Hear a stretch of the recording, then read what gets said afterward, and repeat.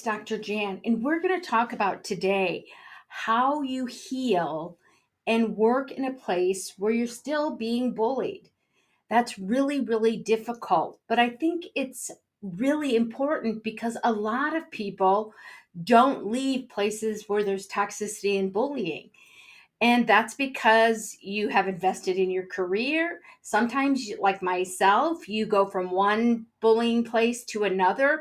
And so you kind of jump from job to job, but you still end up in workplace bullying. And that's because your profession, like mine, academics, was rampant with workplace bullying. Unfortunately, it's more common that people end up staying in workplace bullying situations than leaving and finding a better place. Now, I'm working on changing that, but that's still the norm. But why is it the norm? Well, that's something that we'll cover in another episode. But it is so important that if you're in a bullying situation, that you learn how to manage and mitigate the circumstances to reduce the trauma. Because think of it like this is if you spend your entire career in workplace bullying, what that means is you are spending years and decades even in environments that are abusive to you. And so you have trauma from being bullied. If you're being bullied every day or regularly, that's happening on a regular basis. That's a workplace abuse that's happening to you on a regular basis. It's not like you break your arm and that takes time to heal and then you don't break your arm again. It's like you're continuing to get bit by bees or mosquitoes every day. That takes a toll on your health and your mental health. And so when you are in environments where bullying has probably been around for decades and nobody is doing anything, people who stay in those environments, like myself, have to reduce the trauma and mitigate the bullying to reduce the long term effects. And you know what? Even though it may sound extremely, extremely impossible, it's impossible for you to manage workplace bullying and reduce those traumatic effects. In fact, I recommend that anybody in a work environment where there's abuse learn how to use some of these strategies that we're going to talk about to heal and still be able to work and provide for yourself. But how do you do that? One of the first things that you have to remember about mitigating the trauma from workplace bullying is that you're the most important. Your health, your mental health, your family, and your career are the most important out of this whole equation. And everything you do should be around protecting and empowering yourself. That's the key to being able to work in a place where you're still being bullied. So take that documentation. Your documentation is your ally. It is your friend because what it's going to do, it's going to help you and guide you to solutions for mitigation. What you want to do, and we touched on this a little bit last time, is you want to find those high risk times. Make a list of the top 3 highest risk times that you feel you are for workplace bullying. Those times where it just can be too much and where those things trigger you to respond in a way that may be less than desirable. Okay. In those situations, what you want to do is develop better ways to intervene and to mitigate that bullying. So, for example, meetings are cesspools for workplace bullying. For me, meetings were high risk for bullying. Okay. And so I had to learn how to develop strategies to keep my cool. And I didn't just rely on one strategy because sometimes in bullying, depending on the situation, a strategy might not be effective. You have to have strategies in your backpack that you can pull out, kind of like the old school Rolodex, that if one doesn't work, then you flip to the next number, right? Then you flip to the next number until you find a strategy that's helping. And sometimes you're going to need to use more than one strategy at a time. So in meetings, those were difficult. What I did is I always had paper with me because one, it looks like I'm taking notes. But when somebody was coming at me and bullying me, what I did was I wrote down and wrote on paper exactly what I wanted to say and respond. Because I don't know, maybe you're like me. When I get emotional or I can feel the feelings and the anger and the rage coming up from being bullied and ridiculed time and time and again in meetings, often wanted to just go off on those people. But I had to learn how to keep my cool. And how I did that was I took notes on how I wanted to respond. That way, I didn't forget what I wanted to say. The other thing I did is I always cushioned it. Okay, I always said something kind of nice about what the person said, and then I would come in with more straightforward comment and then cushion it. So, for example, I might say, "Hey, Barb, I really think that what you said is interesting. I totally get your perspective, but I didn't want to have my class scheduled for 5 o'clock on a Tuesday night. What we talked about last time was having that class scheduled for a 7 p.m. class, not a 5 p.m. But I totally understand why you might want to move the class. But again, last time we talked about having it be at 7 p.m., right? So you kind of say something nice, then you talk about straightforward, and then you also kind of put just a little bit of a cushion on it. Okay. That's a better way to communicate. Okay. Sometimes those things didn't work. In fact, one of the strategies that I use a lot because I'm diabetic is sometimes I would say, just to get up and outside of a meeting, I would say, I forgot my lifesavers and I think my blood sugar is going to drop. I'm going to go get my lifesavers and I'll be right back. Okay. It was a pretty neutral way of getting myself out of a situation. I used it more than just in meetings. Okay, to get myself out of a situation where I knew I had to be there and respond, but I needed a minute to catch myself. Okay, and nobody really ever said anything about me getting those lifesavers because nobody wants a diabetic who's having an insulin reaction. Okay, so find as many strategies that you need, okay, in meetings to help you keep your cool or whatever those high risk situations are. And pick three top high risk times. Don't pick them all, okay? Just start with either one, two, or three. And then develop several strategies that you repeatedly think of over and over in your head. Write it down if you need to. If you're a visual person, write it down. Practice it, okay? So that those things become immediate, so that you can respond immediately without having to think about it. I highly recommend that you develop a lot of neutral responses, like, oh, I think that's interesting. I hear you. Okay, things that de-escalate situations, not escalate.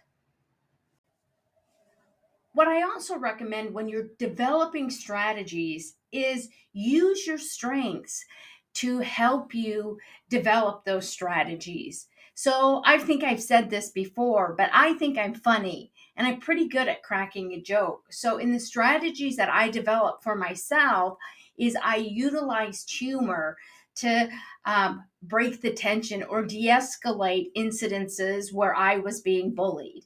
Okay, that doesn't work for everybody, but don't try to take on strategies. Like, don't take on the strategies that I use.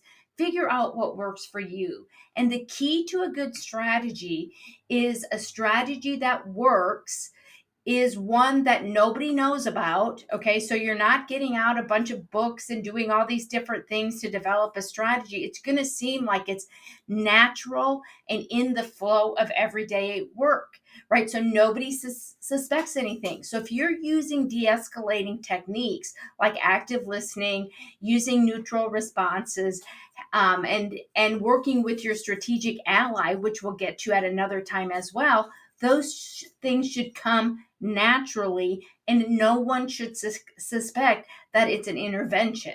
So when I went out and used my diabetes as a strategy, nobody was the wiser. Okay, because I really wasn't in my office getting lifesavers, although I always did have a pack there so I could bring back. But ironically, they were never opened. Okay, because I just kept them in my office for the very reason I said earlier. That's what a good strategy is. It reduces the bullying that you're taking. Okay, it doesn't escalate things, it de escalates, and it gets you out of situations where bullying might happen, right? So I call this part of the strategies escape plans. Ways where you know that the bully's going to be there, and you have ways and strategies, part of your escape plan, of getting out of those situations if you need to. Again, have several of them develop. So you take those high risk times, you develop strategies to mitigate those circumstances, and then you also develop strategies, escape plans to get out of direct confrontation with the bully. Okay. So some of your high risk times might be direct confrontations with the bully, like mine were in meetings. Okay. An escape plan was using my diabetes as a tool to get out of those meetings if I needed to. Okay. I also had escape plans when I could hear the bully coming down my office. Okay. Generally, you can hear people coming. Okay. And we were on a college campus, so I often heard talking, the bully's voice coming down the hall as they were talking to other people. And as I heard that, my anxiety and stress would go up. So I'm a huge fan of deep breathing and self talk. Okay. Develop strategies for self talk. Okay, I can do this. I've got this under control.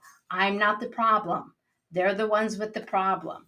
I can be strong. I've got this. Okay. And those were some of the things I'd say as they were walking down to my office. And then when I would hear them walking, I'd pick up the phone and act like I was talking. Oh, yep, Jim, I get it.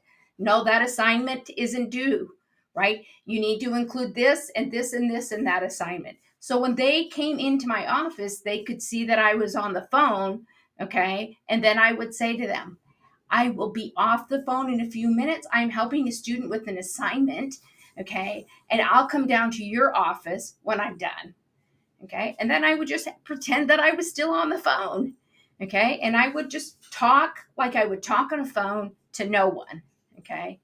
And then I would put that phone down. I'd get myself together. Okay.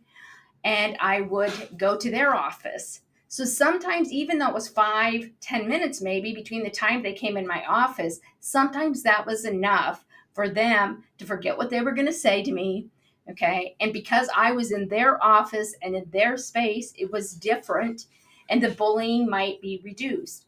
But the most important thing that little tiny gap of time did is it allowed me to self talk and prepare myself for that um, encounter. Okay. That's really important, that you develop ways to get out of situations quickly when bullying escalates and you can see there's going to be a massive problem.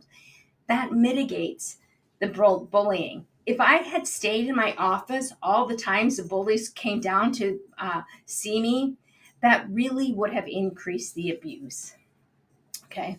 How you respond is so important also in mitigating these circumstances. You're not responsible for the bullying, okay, but you are responsible for how you behave and respond to the bullying. And so you can't get in these back and forths. You always have to behave in a professional way. And I know it's hard. Okay. I know it's super hard to do that, but you can do it. Okay. Because you don't want to do anything in that situation to already make it look like you're the problem. You're already seen as the problem. So you don't want to engage in any way that confirms what the bully is already saying about you. So under all circumstances, you have to engage in professional behavior. And I know that's super hard, but that really also benefits you. Okay. So you have your strategies for high risk times.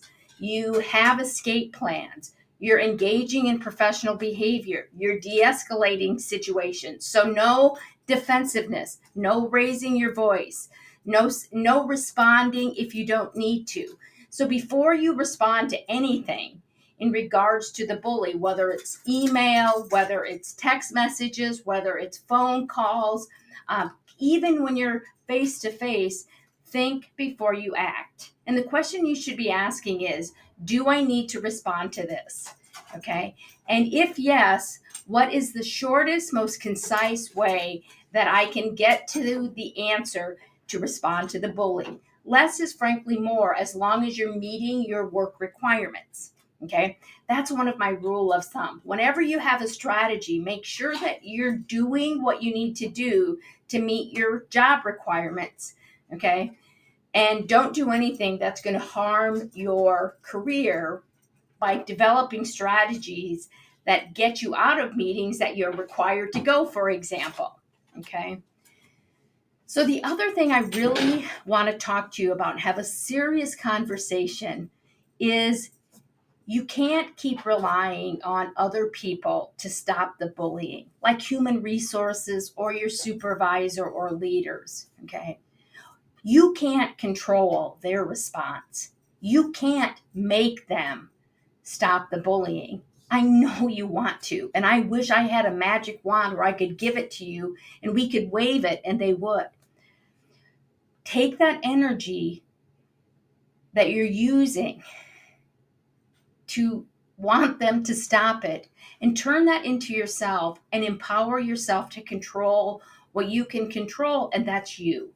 You can control your intervention strategies and develop good ones. You can develop good strategies to get out of situations. You can develop good strategies for de-escalating. You can control your own behavior so you don't respond in a way that is unprofessional. That in and of itself is empowering. So turn that energy away from other people, those external people who very likely aren't going to do anything. And often what happens is when you report and nothing happens, that again re-traumatizes you. So take that energy and focus it on you and what you can do. The other thing I highly recommend is you disengage when you go home, is you don't let work control you. So when you walk out of that door, develop a strategy to let go of what's happening at work so that you can think about your personal life and enjoy your personal life so that bullying doesn't consume you.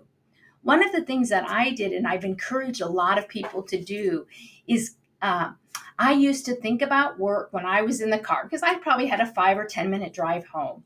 And as soon as I shut my office door, I would think about everything that happened and then I would just release it, right? I practiced and visualized just letting it roll off my shoulders. Okay, so that when I got home, I could focus on my family, I could do what I enjoyed.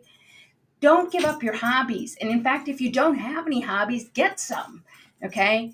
And do that so that you can release the energy. And when you walk through your door, you can focus on yourself and leave work at work, okay? Focus on your health, focus on your mental health, okay? So if it is impacting your sleeping and you're not eating, fix that and figure out how you can keep work at work so that you can get a good night's rest and that you can have good eating habits. The other thing I recommend everybody put in their strategy plan is do things at work that you enjoy. And I probably said this over and over, is if you love coffee, go get a cup of coffee. If you like to listen to music at work, right? And have it do those things at scheduled times so that if you're working in a 10 or 12-hour shift and you know that hour at 10 a.m., you have a 15-minute break and you're going to go get a cup of coffee and you're going to listen to some good music, it gives you something to look forward to during the day. And I think that's really good. That's beneficial for you to have positive interactions, even if it is just with yourself and getting a cup of coffee. All of those things matter. The other thing with a good strategy plan for intervention and reducing the harm of workplace bullying is this isn't written in stone. You're going to have to be flexible. Some things you're going to try, they might not work. Okay. Then cross them off your list and try something else. Okay. So that you get into a good system of mitigating the trauma of workplace bullying that works for you. Okay. What worked for me isn't going to work for you. But you're going to figure out strategies through trial and error that are going to be great for you to reduce the trauma of workplace bullying. Now that you have a great plan of action, one of the things I want to remind you is that sometimes bullying just gets to be too much during the day, and you might engage in unprofessional behavior, or you might not disengage and you get caught up in the back and forth. Hey, don't worry about it. It happens to the best of us. I did it, and I made a lot of mistakes when I was in workplace bullying that actually increased the trauma that I experienced. Okay. Sometimes those things happen because sometimes the bullying just gets to be too much. Don't don't lose any sleep over that. Just do the best that you can, and remember, you're not responsible for the bullying, okay? You're only responsible for yourself, and that's what you can control. And that's what good strategies are about, is empowering you to remember that you can control who you are and what you do in that environment. And really, that's all you can control. Next week, what we're going to talk about is about reporting to human resources and leadership. That's really going to be important because sometimes, as you know, we've talked about this a lot on this channel, reporting increases the workplace bullying. But sometimes it's a necessary evil if you want to take additional steps and try to get the bullying resolved. So, thank you so much for being here. Please like, share, and if you're not subscribed, please do. I would love it if you would forward this to anybody who needs it. And as always, if you need anything, drop me a comment or email me at jan@stopbullyculture.com. Thank you.